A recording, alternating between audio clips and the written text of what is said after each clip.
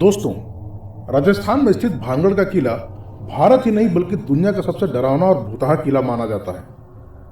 इस किले को आमेर के राजा भगवंत दास ने 1583 में बनवाया था।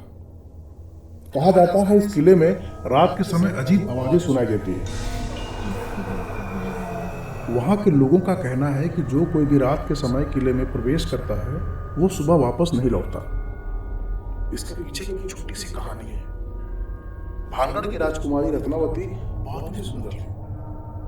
उसकी सुंदरता के चर्चे दूर दूर तक फैले थे। ऐसे में एक तांत्रिक की बुरी नजर उस पर पड़ती है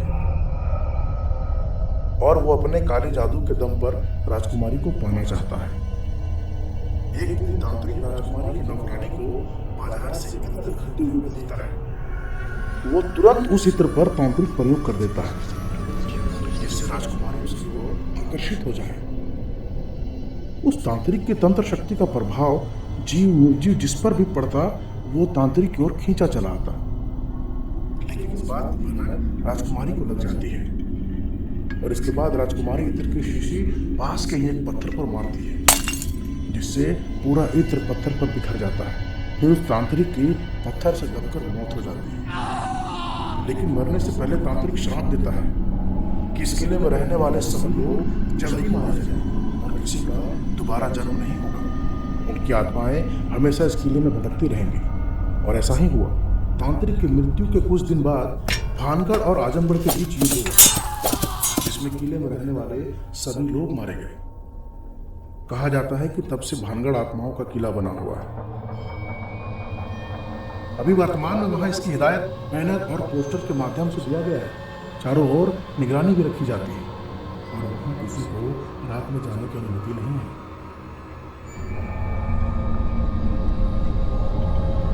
दिल्ली यूनिवर्सिटी में पढ़ रहे रितेश और शाश्वत को इन बातों पर यकीन नहीं होता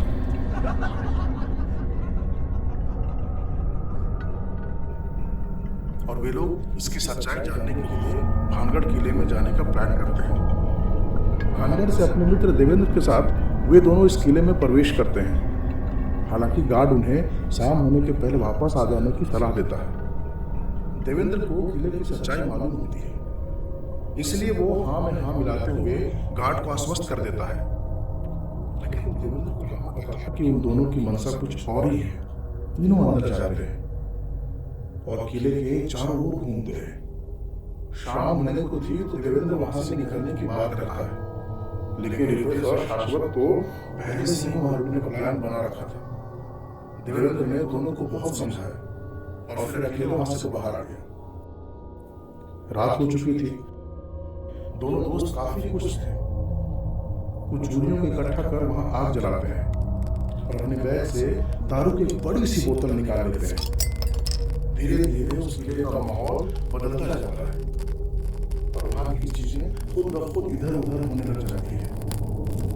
दोनों अपने अपने जान के साथ बातचीत में मशगूल हैं। तभी शाश्वत को ऐसा लगता है कि कोई उसके बगल से गुजरा है।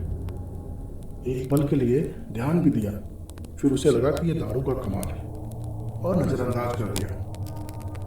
इधर रितेश को ऐसा लग रहा था कि उसके बाईं ओर कोई बैठा है। रितेश भी शाश्वत की तरह ही सोचा कि वो नशे में आ गया है। लेकिन कुछ देर बाद दारू की बोतल रखे रखे ही चकनाचूर हो गई। जोर की आवाज पूरे किले में गूंज उठी। ऐसा होने से दोनों डर गए और कुछ समझ पाते कि चारों तरफ से अजीब अजीब आवाजें आनी शुरू हो गई।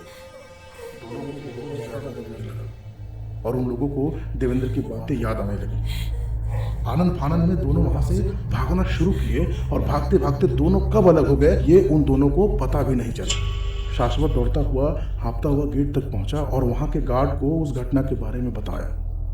तुरंत वहां के सुरक्षा कर्मियों को बुलाकर गार्ड ने रितेश को ढूंढना शुरू किया।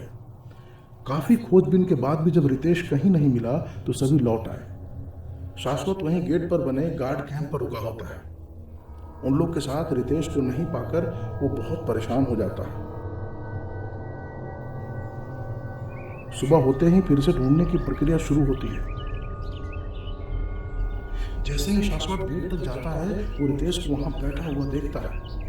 शाश्वत को बहुत खुशी होती है, लेकिन रितेश अचानक से अजीब हरकतें शुरू कर देता है।